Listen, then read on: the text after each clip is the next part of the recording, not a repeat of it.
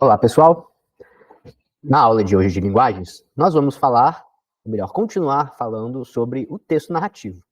Então, esse tipo de texto que está muito presente na prova de linguagens, ele tem alguns aspectos de repertório que merece a gente observar um pouco melhor, que muitas vezes podem ficar mais complexos, principalmente dependendo do texto, da escola literária que você está estudando, como, por exemplo, o modernismo. Então, esses conceitos, eu acredito que vão ajudar bastante você a fazer a interpretação adequada dessas questões, beleza? Tudo bem.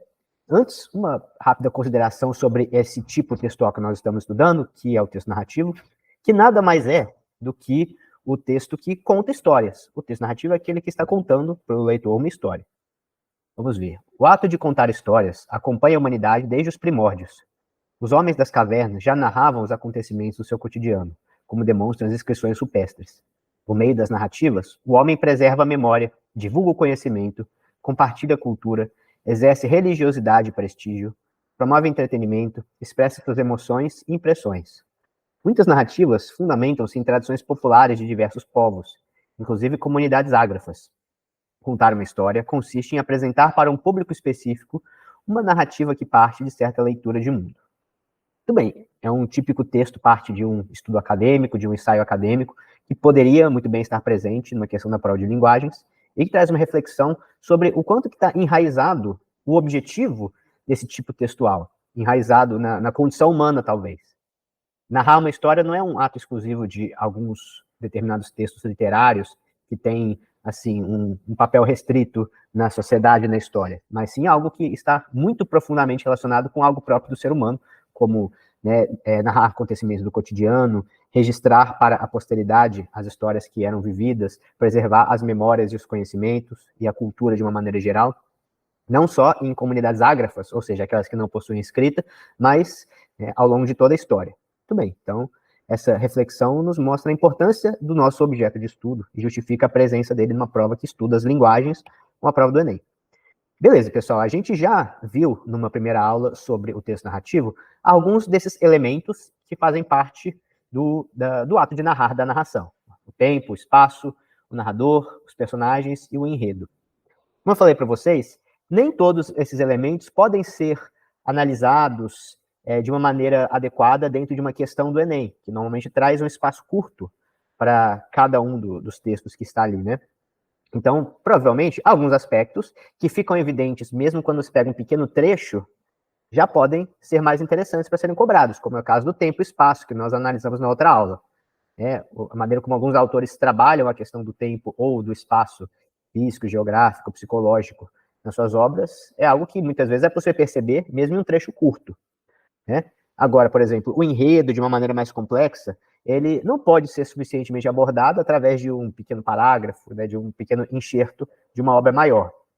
Então, vão ser alguns conceitos específicos que a gente poderia analisar e que poderiam ser cobrados. Né? Então, eu vou direcionar o nosso estudo dos demais elementos que nós ainda não vimos para alguns conceitos que eu acho que são muito úteis, são muito importantes e até mesmo mais difíceis de entender, mas que são relevantes para a compreensão, principalmente das obras literárias, né? Bem, o narrador. Vocês provavelmente já estudaram na escola aqueles tipos de narrador mais tradicionais, mais comuns, né? O narrador onisciente, que é aquele que não participa da história, que sabe o que está acontecendo dentro da cabeça dos personagens, dentro da intimidade dos personagens, quase sempre narrado em terceira pessoa. Ou seja, né, não é um narrador que vai ser um personagem ativo daquele enredo, mas sim alguém que está observando, muitas vezes nem mesmo se apresentando para abordar o que acontece com os personagens. Podemos também ter um narrador observador, que também em terceira pessoa, não participa da história, e que relata apenas uma parte mais visível do comportamento dos personagens. Dificilmente vai saber o que eles pensam, o que vai acontecer na história, né? O narrador que a gente pode dizer que sabe menos sobre o que está acontecendo e que acaba, muitas vezes, sendo mais objetivo no seu relato. E nós temos o narrador personagem, que é aquele que tem foco narrativo em primeira pessoa, que está participando da história, ou às vezes não diretamente participando da história, mas está se apresentando para o leitor. Então está falando, colocando a primeira pessoa nos verbos, nos pronomes, e com isso a gente percebe que é, de fato, um narrador concreto que está ali nos descrevendo aquela história.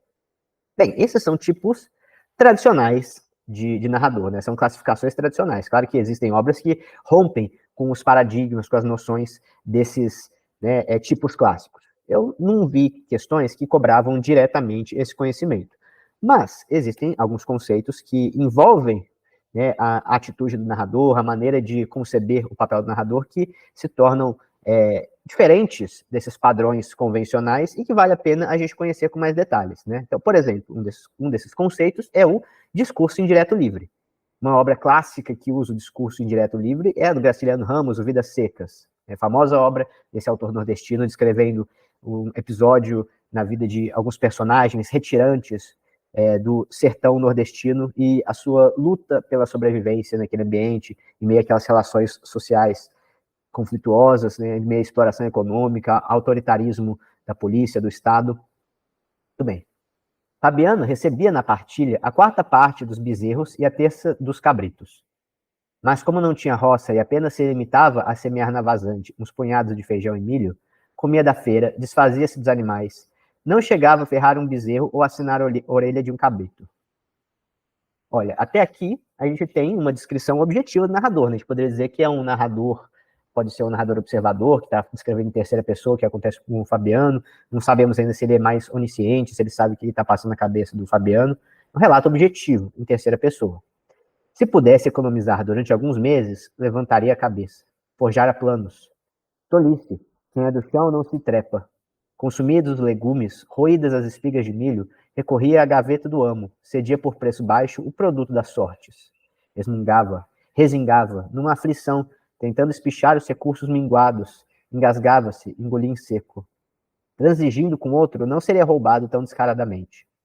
Mas receava ser expulso da fazenda. E rendia-se. Aceitava o cobre e ouvia juízos. Era bom pensar no futuro, criar juízo. Pouco a pouco, o ferro do proprietário queimava os bichos de Fabiano. E quando não tinha mais nada para vender, o sertanejo endividava-se. Ao chegar à partilha, estava encalacrado, e na hora das contas, davam-lhe uma ninharinha. Pois bem, aí em seguida, daquele trecho inicial que nós lemos, nós percebemos que alguma coisa diferente aconteceu com a voz desse narrador. Quando ele começa já dizendo, se pudesse economizar durante alguns meses, levantaria a cabeça. Forjara planos. Isso já é da ordem da mente do personagem, né? Já não é uma descrição objetiva do que ele estava fazendo, do que estava acontecendo na cena, mas sim um aspecto subjetivo, psicológico do personagem. Então ele começou, o narrador, a entrar na cabeça do personagem. E depois nessa frase, quem que diz isso? Tolice, quem é do chão não se trepa. Atenção, ela está no meio do discurso do narrador, desse narrador em terceira pessoa, que começou como uma terceira pessoa, descrevendo o que estava acontecendo naquela situação. E aí a gente percebe que gradualmente ele está entrando na mente do personagem, contando coisas que estão no plano subjetivo, e depois ele lança essa frase, tem até esse tolice, que é quase como se fosse a voz do personagem sendo transmitida na forma da voz desse narrador. Essa frase já não é mais do que estava acontecendo, não é uma frase em terceira pessoa, é uma frase já como se fosse uma citação do pensamento de algo que estava dentro da mente do personagem. Então a gente começa a perceber uma confusão entre a voz desses dois. E, aliás, não só uma confusão, como até um conflito, né? Um conflito interno dessa personagem. Quando ele fala tolice, ele está falando o que é tolice? O que é tolice, né? O que ele está considerando como tolice? Era um próprio pensamento dele, porque, né, essa ideia de economizar e durante um tempo depois conseguir romper com o patrão, de ter planos, isso era uma ideia da cabeça dele. Ele mesmo disse, isso aí é tolice. Então, ele está em conflito consigo mesmo por conta dessas questões. E o narrador nada mais, nada menos está dando voz para esse conflito interno, né? A voz dele está se misturando com a voz do personagem. Aí a gente já entra em um tipo de discurso não convencional, diferente daquele que a gente estava estudando, né? Mas que está muito presente dentro do modernismo, que a gente já vai estudar com mais detalhes mais para frente, né? E particularmente desse autor, do Graciliano Ramos. Ora, daquela vez como das outras, Fabiano ajustou o gado, arrependeu-se, enfim, deixou a transação meio apalavrada e foi consultar a mulher. Sim, a Vitória mandou os meninos para a barreira, sentou-se na cozinha, concentrou-se, distribuiu no chão sementes de várias espécies, realizou somas e diminuições. No dia seguinte, Fabiano voltou à cidade, mas ao fechar o negócio, notou que as operações de Sim a Vitória, como de costume, diferiam das do patrão. Reclamou e obteve a explicação habitual. A diferença era proveniente de juros. Não se conformou, devia haver engano. Ele era bruto, sim, senhor. Via-se perfeitamente que era bruto, mas a mulher tinha miolo. Com certeza havia um erro no papel dos brancos. Não se descobriu o erro, e Fabiano perdeu os estribos. Passar a vida inteira assim no toco, entregando o que era dele de mão beijada? Estava direito aquilo? Trabalhar como negro e nunca arranjar carta de alforria? E nesse final também, que o personagem fica indignado com as contas do dono da fazenda, ele também mostra esse mesmo procedimento.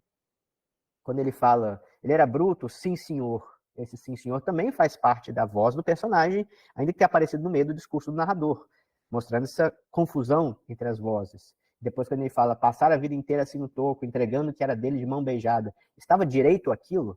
É uma indignação, digamos, uma explosão sentimental, um grito de revolta desse personagem que aparece, assim, sem por exemplo, discurso direto, sem um travessão embaixo, que, aliás, né, tem pouquíssimas falas nesse livro inteiro, que são, assim, né, o Vidas Secas.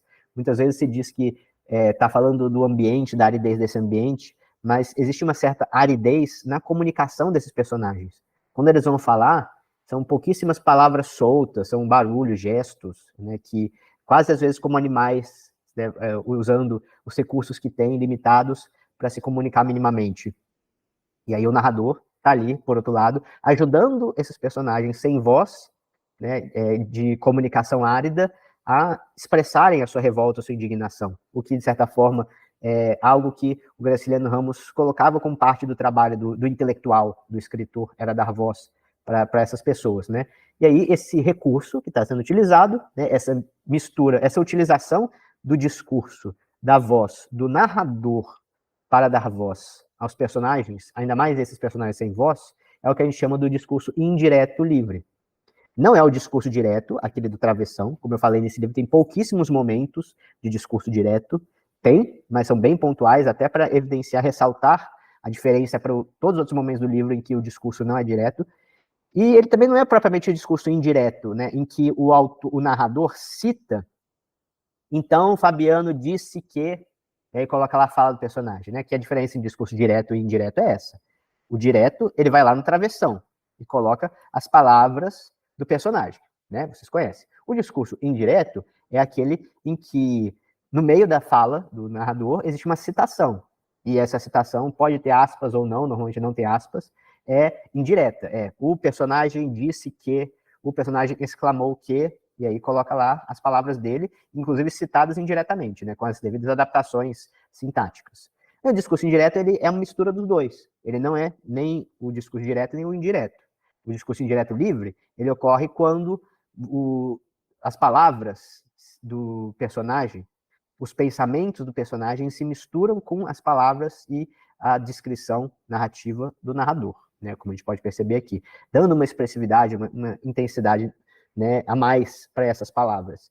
E até mesmo criando um novo procedimento típico do modernismo, né? Então, isso aqui já é importante de vocês saberem, né? Eu acho difícil o Enem cobrar uma questão sobre discurso direto e indireto, porque isso é, assim, é matéria do ensino fundamental 2, né? Já passou um pouco. Pode aparecer misturado com outras coisas no meio da questão, como por exemplo aqui. E também, assim, né, essa caracterização convencional do narrador já não costuma acontecer tanto nas questões. Agora, esse aqui é o típico de reflexão sobre a linguagem, sobre a literatura que pode aparecer, né? É assim que o Enem cobra a literatura, por exemplo. Normalmente não tem questões que se referem ao estudo das escolas literárias, né? Aquelas características da escola literária que a gente tem que decorar para fazer prova no ensino médio, isso não cai, né? Não tem um conteúdo, um programa de história da literatura propriamente dito. Mas os mais variados aspectos dos textos literários podem ser cobrados dessa forma para você interpretar e, muitas vezes, exigindo um conhecimento mais detalhado sobre as técnicas, os recursos utilizados por esses textos literários para se comunicar, né? E aqui é muito importante vocês perceberem. Beleza, né? Então, Graciliano Ramos, a gente também vai voltar a estudar ele. Até isso para não falar de todo o aspecto socioeconômico, político, ideológico presente em uma descrição como essa, em um livro como esse, né? Que também faz parte do estudo da literatura, tá? E isso não é exclusividade da sociologia, por exemplo, né? Estudar essa parte.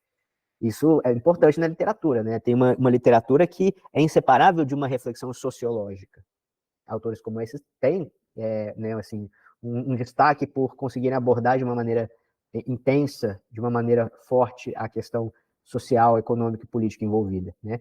Inclusive, quando uma coisa se relaciona com outra, né? O discurso indireto livre dá a voz para um indivíduo que é privado do direito à voz e o direito a se manifestar, até por conta da ignorância que é imposta a ele, a falta de educação, né? Até por conta das relações autoritárias, como, por exemplo, né, o dono da fazenda, que se aproveita do Fabiano, que ele não sabe matemática ali, para pagar pouco para ele, dizer que é juros, né? É uma expressão do poder autoritário, né? Dessa relação de classe conflituosa do interior do Brasil. E aí tem todo esse aspecto na obra também. O mais interessante é quando uma coisa relaciona a outra. Uma questão bacana do Enem poderia relacionar esses dois aspectos que eu analisei aqui, né? O formal, né, do texto, da linguagem e esse plano sociológico, político, ideológico.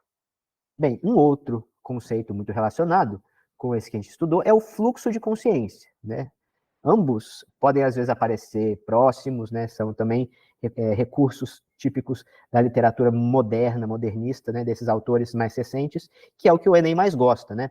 Quanto mais antigo na literatura, menor a chance de aparecer, né? Por exemplo, arcadismo muito dificilmente aparece, barroco não aparece muito, pode aparecer, tá? Ambos podem aparecer, e daí para trás, então, nem se diga, né? Por exemplo, trovadorismo da literatura de Portugal não aparece. Agora, romantismo já cai mais, realismo cai mais ainda, Machado de Assis, e modernismo, então, nem se fala, né? São as obras que mais são relevantes. Claro que a gente precisa de todo um estudo dos temas e dos conteúdos, das técnicas, da expressividade de cada um dos períodos históricos da literatura para entender lá o modernismo, né? Não adianta a gente partir direto para o modernismo, a gente vai ter que estudar o que veio antes, certo? Mas, né, os temas do modernismo vão estar mais presentes. Aí aqui eu já estou apresentando mais alguns, né? Por exemplo, um deles foi o discurso indireto livre, o outro, o uso do fluxo de consciência. O que é o fluxo de consciência? Né? Para usar uma definição que eu achei no estudo literário sobre a Clarice Lispector, olha só, o fluxo de consciência, servindo-se do mecanismo da livre associação de ideias, também evoca ideias espontâneas, no estado de consciência, buscando acontecimentos passados que vêm à mente através da associação com algo que se passa no momento atual do ser humano. Bem, essa ideia de livre associação de ideias, né, de associações mentais espontâneas, visando trazer os conteúdos do inconsciente mais à tona, isso é uma reflexão típica lá da psicanálise, né? Isso surgiu no começo do século XX, com Freud, com a ideia de investigar os recônditos do inconsciente, né? E aí, autores influenciados por essa concepção passaram a empregar técnicas de livre associação de ideias ao longo das suas obras, como recurso expressivo e também como uma maneira de buscar um autoconhecimento, uma autorrevelação, né? Nesse fluxo de consciência, muitas vezes, vários aspectos talvez desconhecidos da linguagem, da identidade, eles acabam se revelando para esses autores. E a especialista nisso no Brasil é a nossa Clarice Lispector, né? Ela faz muito isso. Parece, às vezes, né, uma sessão de psicoterapia, a obra dela, por conta justamente, né, de ficar constantemente puxando conteúdos cada vez mais profundos, das profundezas da mente, através da sua escrita, né? Aquela escrita automática, que vai tentando não ser mediada pela racionalidade, né? Mas colocando o papel de maneira automática. Essa que era a ideia original do fluxo de consciência, né? Quem mais fez isso na literatura, que inaugurou esses procedimentos, foi a Virginia Woolf, dos Estados Unidos, né, do final do século XIX, que escrevia também com essa técnica, e o James Joyce, que é o grande, né, mentor da literatura modernista, né, e ele ia bem fundo nessas, né, janelas para a consciência, com a linguagem, com a escrita. Bem, mas é isso, né? O fluxo de consciência é uma técnica narrativa típica do modernismo que reproduz a estrutura do pensamento. Como que é a estrutura do pensamento que a gente está falando aqui? O nosso pensamento, principalmente aquela voz automática que fica na nossa cabeça, ela é extremamente rápido, extremamente não linear, né? Desorganizado, fluido, fragmentado. E aí o escritor é uma pessoa que sente, ele tem que ordenar esse caos mental, muitas vezes, para conseguir colocar tudo no papel, contar uma história coerente, né? Já outros autores resolveram colocar desse jeito mesmo, né? Em vez de desmontar e dar um sentido, usar a voz consciente, racional, para explorar esse conteúdo exagerado do inconsciente, eles foram colocando no papel desse jeito mesmo. Claro que tem uma falta, às vezes, aparente de lógica entre uma coisa e outra, porque a coerência ela é subjetiva nesse sentido, né? A coerência entre aquelas ideias em um fluxo.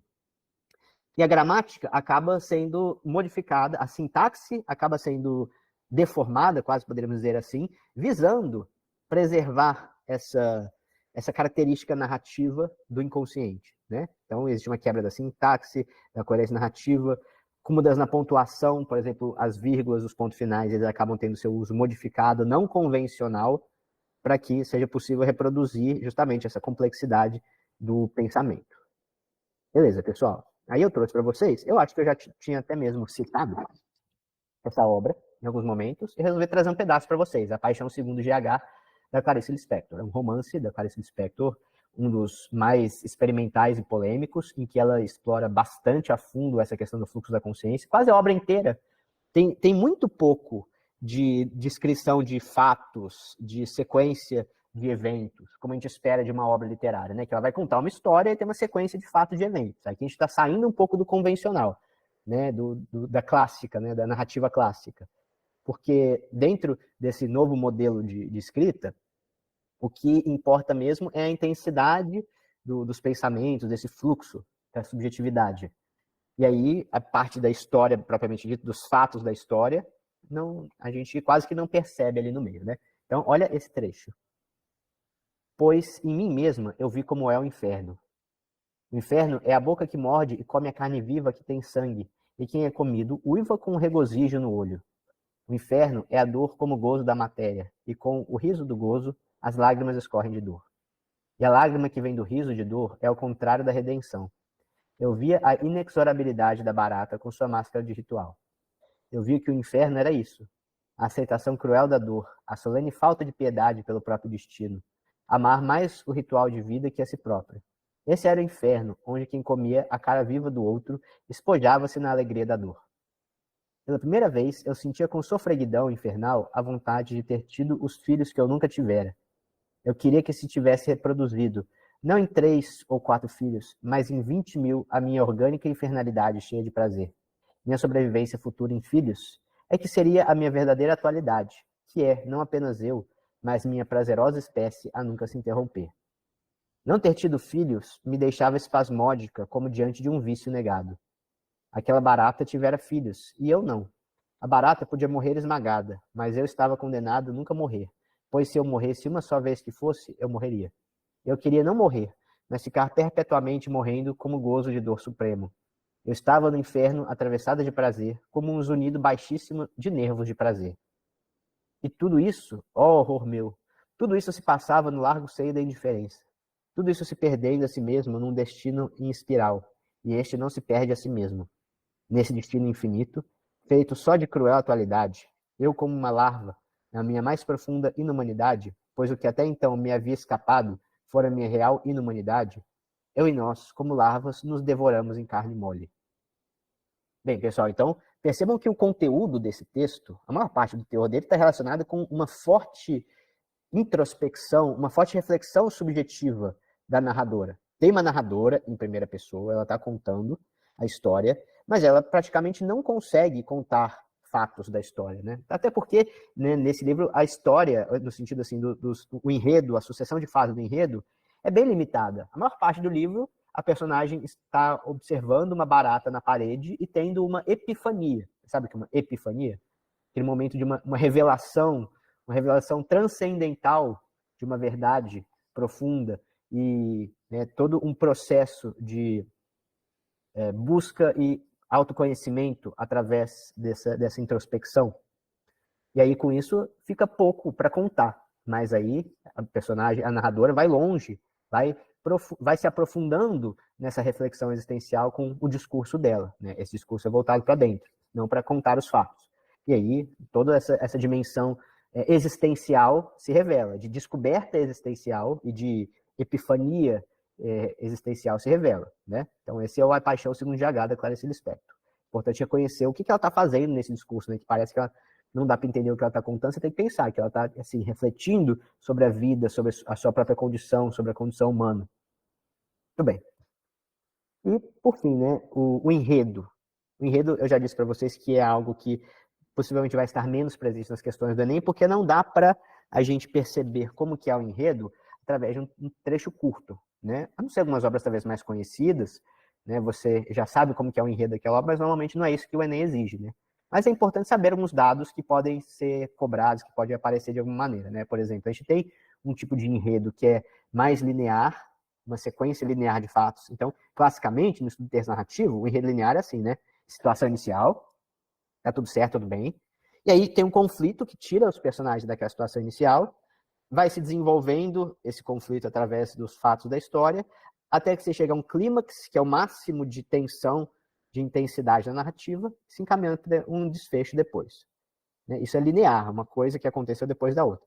Mas a gente também tem, e aí, como é menos convencional, mais complexo, pode aparecer ser cobrado de alguma maneira, a gente tem um enredo não linear, né, em que há uma descontinuidade cronológica. A sucessão dos fatos não é necessariamente começo, meio e fim. Não é o fato mais antigo passando para os fatos seguintes. Tem outras maneiras, com cortes no tempo e espaço, com flashbacks, ou seja, voltando atrás para contar o que estava no passado.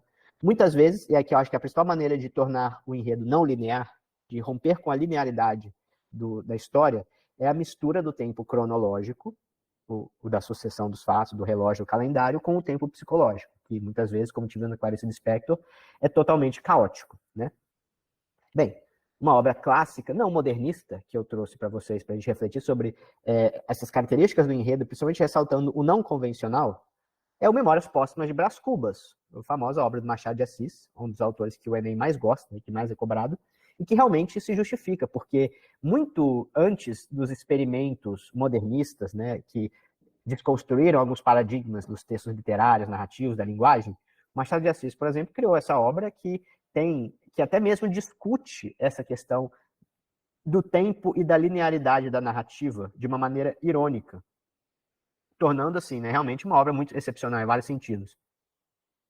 Por exemplo, né, um dos aspectos famosos, no começo do livro, ele começa falando que ele pensa se não devia ter escrito esse livro contando o começo primeiro, ou se deveria começar pelo final. Como ele, no final das contas, acabou fazendo, né? Optando por começar a contar a história pelo final. Olha isso, né? Uma reflexão metalinguística extremamente sofisticada, ocorrendo em primeira pessoa, em primeira mão, pelo narrador. Vamos dar uma olhada em alguns trechos desse livro que eu acho que mostra esse aspecto bem interessante. Capítulo 1, Óbito do Autor. Olha por onde o Machado de Assis começou o livro dele. Há algum tempo hesitei se devia abrir essas memórias pelo princípio ou pelo fim. Isto é, se pôr em primeiro lugar o meu nascimento ou a minha morte. Suposto o uso vulgar seja começar pelo nascimento, duas considerações me levaram a adotar diferente método. A primeira é que eu não sou propriamente um autor defunto, mas um defunto autor, para quem a campa foi outro berço. A segunda é que o escrito ficaria assim mais galante e mais novo. Moisés, que também contou sua morte, não a pôs no introito, mas no cabo, diferença radical entre este livro e o Pentateuco. Dito isto, expirei às 2 horas da tarde de uma sexta-feira do mês de agosto de 1869, na minha bela chácara de Catumbi. Tinha uns 64 anos, rijos e prósperos, era solteiro, possuía cerca de 300 contos e fui acompanhado ao cemitério por 11 amigos. 11 amigos, verdade é que não houve cartas nem anúncios, e foi assim que cheguei à cláusula dos meus dias. Muito bem, então, o próprio narrador, que, claro, assim, não é o Machado de Assis, mas o personagem dele, né, que se declara um defunto autor, nos mostra uma reflexão sofisticada sobre a narrativa, né, porque ele fala que não gostaria de seguir o esquema tradicional, né, uma sucessão linear dos eventos. E ele resolve começar o livro pela morte, contando a história dele a partir da morte dele, o que é condizente também, né, com o fato de ser um autor, aliás, né, um defunto autor, ou seja, uma pessoa morta, um defunto, que se tornou autor, que resolveu escrever e contar a sua história. Então, mostra, assim, né, uma concepção não convencional da linguagem narrativa. Muito interessante para um autor do século XIX, né, muito original também, como ele mesmo falou, né, para que o escrito fique mais galante, mais novo. Então, o Brás Cubas tem essa característica, né, de um enredo fragmentado, ele tem flashbacks, porque depois ele começa contando do funeral, e em seguida, a segunda coisa que ele conta depois do funeral é como foi a morte propriamente dita dele. Então ele está voltando um pouquinho para trás ainda, né? aí como foi a morte, ou seja, né, o que aconteceu, aliás, não o que aconteceu para ele morrer, mas sim o que ele viu depois, assim que ele fez a passagem dele, né, o que ele estava vendo, ele contou um delírio muito louco, que tá voando em cima do hipopótamo e vendo toda a vida dele lá embaixo. E aí, esse tipo de reflexão do autor, né, que é um procedimento que rompe com os parâmetros, os paradigmas tradicionais literários, né, ele também ocorre em outros momentos do texto, né? Então, um outro aspecto também que é bem original é o narrador personagem conversando com o leitor, e falando com ele, mostrando aspectos, usando o leitor, o discurso junto ao leitor, a comunicação com o leitor, como uma motivação para ele contar a história dele, né? Por exemplo, olha o capítulo 71. O senão do livro. Começo a arrepender-me deste livro. Aliás, isso já é bastante metalinguagem, né, pessoal? Ele falando do livro dele no livro. Né, os capítulos que falam sobre o fato de ser um livro, de ser um autor, de vocês, leitores, serem leitores, isso é muito metalinguístico. Não que ele me canse, eu não tenho que fazer, e realmente expedir alguns magros capítulos para esse mundo sempre é tarefa que distrai um pouco da eternidade. Mas o livro é enfadonho, cheira a sepulcro, traz certa contração cadavérica. Vício grave e, aliás, ínfimo, porque o maior defeito deste livro és tu, leitor. Tu tens pressa de envelhecer, e o livro anda devagar. Tu amas a narração direita e nutrida, o estilo regular e fluente, e este livro e o meu estilo são como os ébrios, que não à direita e à esquerda, andam e param, resmungam, urram, gargalham, ameaçam o céu, escorregam e caem. E aí ele lança uma crítica pesadíssima aos vivos, né? Olha só que irônico, né? Aos vivos, àqueles que são os leitores, que ele tem pressa de envelhecer, ele quer ler rápido, ouvir a história rapidamente, né? Ouvir todos os fatos rapidamente, enquanto que esse livro não tem como objetivo principal contar uma história propriamente dita, contar uma sucessão de fatos, mas fazer algumas reflexões desse autor sobre a vida, sobre a condição humana. E com isso, ele chama a atenção do seu leitor para o fato de que muitas vezes ele não se dá conta disso, né? Da incapacidade de respeitar esse ritmo das coisas, porque ele tem excesso de ansiedade em chegar perto da morte, né? Pressa de envelhecer. E ele gosta de narração direita e nutrida. Tem um capítulo que até ironiza, né? Que o leitor gosta mesmo daquela folha que a letra é bem grande e ocupa bastante páginas, né? Que aí, assim, ele lê só um pouquinho com a diagramação que tem bastante branco na página, ele lê só um pouquinho e já virou a página, né? Mas que, na verdade, né, esse livro mesmo, o estilo dele não é assim, né? Porque ele precisa condensar as reflexões dele na hora de contar a história. Então, aliás, né, o próprio fato de conversar com o leitor, né, existe aí uma ruptura com um paradigma narrativo, né, que atualmente, né, por conta do teatro, se chama de quebrar a quarta parede, né? Imagina ali, teatro, né? Tem atrás dos atores tem um pano, uma parede, aí tem as duas paredes laterais, né, onde entram e saem também personagens, e tem, assim, uma parede invisível, que é aquela em que o público se comunica com os atores, né? Em que o público está assistindo e os atores estão se comunicando com o público. Quando o ator, ele para o que ele está fazendo, ele começa a falar com o público, isso não é comum, né? Não é toda obra teatral que tem isso. Normalmente os atores fingem que o público não está lá, a não ser quando acaba a encenação, quando acaba, né, a parte cênica, e aí, né, eles vão lá e cumprimentam o público, né? Na literatura, supostamente não tem essa quebra, né? Porque é como se os personagens estivessem fingindo que não existe um leitor. Eles estão fazendo a vida deles, estão né, vivenciando aquela sequência de fatos que o narrador está contando. Mas aí tem momentos em que pode haver uma ruptura e esses personagens ou o próprio narrador falar com o leitor. Quem fez isso com muita excelência é justamente o Machado de Assis, especialmente no Memórias Póstumas. Bom, então essas são algumas reflexões, aproveitando o tema do texto narrativo, os conceitos do texto narrativo, que vão ser úteis daqui para frente, né, no nosso estudo de literatura, dos textos literários. Eu espero trabalhar conceitos como esse. Mais do que trabalhar assim, a história da literatura propriamente dita, do jeito que vocês já viram na escola, com a sucessão das escolas literárias, dos autores, e aí decorar as características das escolas dos autores, eu espero trabalhar esses temas, esses conceitos que são parte da literatura, né, e que não são fáceis muitas vezes de entender, e que é preciso aplicar aos textos, compreender nos textos para responder as questões, né? Beleza, agora vamos lá, vamos fazer algumas questõezinhas sobre esse assunto. Eu vou passando as questões, né, vocês vão responder no slide, e aí ao final das questões eu comento o resultado. Vamos lá. Galinha cega. O dono correu atrás de sua branquinha, agarrou-a, lhe examinou os olhos. Estavam direitinhos, graças a Deus, e muito pretos. Soltou-a no terreiro e lhe atirou mais milho. A galinha continuou a bicar o chão desorientada. Atirou ainda mais, com paciência, até que ela se fartasse. Mas não conseguiu, com o gasto de milho, de que as outras se aproveitaram, atinar com a origem daquela desorientação. O que é que seria aquilo, meu Deus do céu? Se fosse efeito de uma pedrada na cabeça, e se soubesse quem havia mandado a pedra, algum moleque da vizinhança, aí, nem por sombra imaginou que era a cegueira irremediável que principiava. Também a galinha, coitada, não compreendia nada, absolutamente nada daquilo. Por que não vinham mais os dias luminosos em que procurava a sombra das pitangueiras? Sentia ainda o calor do sol, mas tudo quase sempre tão escuro. Quase que já não sabia onde é que estava a luz, onde é que estava a sombra. Bem, ao apresentar uma cena em que o menino atira milho às galinhas e observa com atenção uma delas, o narrador explora um recurso que conduz a uma expressividade fundamentada na A. Captura de elementos da vida rural, de feições peculiares. B. Caracterização de um quintal de sítio, espaço de descobertas. C. Confusão intencional da marcação do tempo centrado na infância. D. Apropriação de diferentes pontos de vista incorporados afetivamente. Ou E. Fragmentação do conflito gerador, distendido com apoio à emotividade. Bem, então, pessoal, entre no Slido e respondam, tá?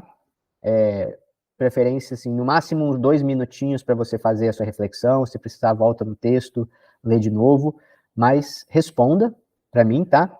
Como falei, eu vou passar para as próximas questões, e aí, ao final, eu vou comentar o resultado, mas, por favor, responda no slide com a alternativa certa. Se você precisar, pausa o vídeo e faz o seu raciocínio. Bem, seguindo. Tudo no mundo começou com um sim. Uma molécula disse sim a outra molécula e nasceu a vida. Mas antes da pré-história, havia pré-história da pré-história, e havia o nunca, e havia o sim. Sempre houve. Não sei o que, mas sei que o universo jamais começou. É o trecho inicial do A Hora da Estrela, da Clarice Lispector, que nós estamos estudando. Enquanto eu tiver perguntas e não houver resposta, continuarei a escrever. Como começar pelo início, se as coisas acontecem antes de acontecer? Se antes da pré-história já havia os monstros apocalípticos? Se essa história não existe, passará a existir. Pensar é um ato, sentir é um fato. Os dois juntos. Sou eu que escrevo o que estou escrevendo. Felicidade? Nunca vi palavra mais doida, inventada pelas nordestinas que andam por aí aos montes. Como eu irei dizer agora, essa história será o resultado de uma visão gradual. Há 2 anos e meio, venho aos poucos descobrindo os porquês. É visão da iminência de. De quê? Quem sabe se mais tarde saberei. Como que estou escrevendo na hora mesmo em que sou lido. Só não inicio pelo fim que justificaria o começo, como a morte parece dizer sobre a vida, porque é preciso registrar os fatos antecedentes. Bem, né, nessa obra existe uma voz narrativa, um narrador que não chega a se apresentar, a gente não sabe bem quem ele é, mas que começa a contar sobre o porquê ele está contando aquela história e apresentar alguns personagens dela, como, por exemplo, a Macabeia, a personagem principal, né? E depois de toda uma reflexão, de uma análise, que ele começa a contar a história propriamente dita. Bem, a elaboração de uma voz narrativa peculiar acompanha a trajetória literária de Clarice Lispector, culminada com a obra A Hora da Estrela, de 1977, ano da morte da escritora. Nesse fragmento, nota-se essa peculiaridade porque o narrador observa os acontecimentos que narra sob uma ótica distante, sendo indiferente aos fatos das personagens. B. Relata a história sem ter tido a preocupação de investigar os motivos que levaram aos eventos que a compõem. C. Revela-se um sujeito que reflete sobre questões existenciais e sobre a construção do discurso. D. Admite a dificuldade de escrever uma história em razão da complexidade para escolher as palavras exatas. Ou E. Propõe-se a discutir questões de natureza filosófica e metafísica incomuns na narrativa de ficção. Então, pessoal, respondam essa questão. Se precisar, pausa o vídeo para fazer o seu raciocínio, né? Não tem problema. O importante é você ler e compreender a questão, qual que é a relação entre o nexo do texto e as alternativas, beleza? Vamos lá. E aí, máximo 2 minutinhos, depois que você terminar o seu raciocínio, você volta para o vídeo, né? Bota play e vamos seguir. Última questão. Introdução a Alda. Dizem que ninguém mais a ama. Dizem que foi uma boa pessoa. Sua filha de 12 anos não a visita nunca e talvez raramente se lembre dela. Puseram-na numa cidade triste, de uniformes azuis e jalecos brancos, de onde não pôde mais sair. Lá, todos gritam-lhe irritados, mal se aproxima ou lhe batem, como se faz com sacos de areia para treinar os músculos. Sei que para todos ela já não é, e ninguém lhe daria uma maçã cheirosa, bem vermelha. Mas não é verdade que alguém não a possa mais amar. Eu amo-a. Amo-a quando a vejo por trás das grades de um palácio, onde se refugiou princesa, chegada pelos caminhos da dor. Quando fora do reino, sente o mundo de mil lanças, e selvagem prepara-se, posta no olhar. Amo-a quando criança brinca na areia sem medo. Os pés descalços, uma mulher sem intenções, cercada de mundo, às vezes sofrendo ainda. Bem, ao descrever uma mulher narrada em um hospital psiquiátrico, o narrador compõe um quadro que expressa sua percepção irônica quanto aos efeitos do abandono familiar, de resignado em face dos métodos terapêuticos em vigor, alimentada pela dimensão única do estado da segregação, inspirado pelo universo pouco conhecido da mente humana, ou que é marcada por uma unidade aliada à busca da lucidez. Então, pessoal, respondam, por favor, essa última questão, que fala de um texto também literário importante, né? E, quando estiverem prontos, dá para responder e vamos lá as respostas que estão sendo marcadas. Bem, a questão da galinha cega, a resposta certa é a alternativa B. A apropriação de um ponto de vista incorporado afetivamente. Pessoal, isso tem uma relação com o discurso indireto livre, né? Porque o narrador próprio da primeira parágrafo, esse primeiro parágrafo, ele tem uma característica de um foco no personagem dono da galinha. Ele fala, eu não considero que um caso de livre que a gente publicar com risco de mercado de alimentação. Isso está na cabeça do dono da galinha. Né? E aí, no segundo parágrafo, ele está falando da galinha. E ele lá, essa frase, sentir ainda o calor do sol, mas tudo quase sempre tão escuro. Quase a gente já não sabia onde é que estava a luz, onde é que estava a sombra. Isso é a voz da galinha, né? Então, vocês pensam que esse jogo livre, muitas vezes, como na vida seca, é uma maneira de dar voz a quem não tem uma voz. Como as questões sociais, políticas, econômicas. Aqui, né, está dando voz com o personagem que realmente tem uma voz que não galinha. Né? Então, o ponto de vista do dono da galinha, o ponto de vista da galinha, foi incorporado no discurso desse narrador, no recurso não convencional, né? Mostrando o que eles estão sentindo naquele momento. O narrador do Clarice Lispector, com toda certeza, isso é um narrador que é universal, por exemplo, essa mesma interpretação se aplicava perfeitamente para o texto da parte do cinema de Arnaldo. O sujeito reflete sobre questões existenciais e sobre a construção do discurso. Isso resume muito bem qual que é a característica do narrador nas obras da Clarice, né? Com questões existenciais profundamente, abordando aspectos subjetivos, né, do sentimento do eu narrador, do personagem, onde o narrador que às vezes nem é personagem, né, quem está participando, como esse da Hora da Estrela, e também com reflexões metalinguísticas, muita metalinguagem na narrativa dos personagens do espectro. Então, propriamente falando sobre o discurso do livro, o discurso do autor, e com isso incorporando essa relação, né, de novas expressões de um eu, de um personagem que aparecem na voz do narrador também. Talvez um mesmo fluxo de consciência. E a mulher no aspecto psiquiátrico, o narrador acompanha o quadro que expressa a concepção alimentada pelo instrumento do espaço da segregação. Ou seja, né, a mulher internada, quando falam que ela está por trás dos grades de um palácio, na verdade, está tentando explicar essa situação como uma princesa por trás dos grades de um palácio, né, e acaba com isso a gente percebendo que ela é uma pessoa que não vive em Deus, né? Uma cidade triste de São Vazio de Alecos Brancos, que é o hospital psiquiátrico. Naquela época ainda havia, na verdade, em geral, uma série de hospitais psiquiátricos, onde não era possível os pacientes saírem sem eliminados, né? Então, a narração do autor começa por nos mostrar, né, uma dimensão lírica da existência dessas determinadas personagens que vivem na segregação. Beleza, pessoal, então é isso, tá? Agradeço a atenção de vocês. Esse estudo que a gente está fazendo, até pelo método que está usando, né? De investigar textos literários, investigar conceitos, referências, no estudo desses textos, fazer essa interpretação ao vivo, né? Ou gravado, como é hoje, né? Através da leitura conjunta, coletiva desses textos literários, respondendo também questões da vida, né? Para exercitar e memorizar esses raciocínios. Acho que esse é um método muito importante para a avaliação da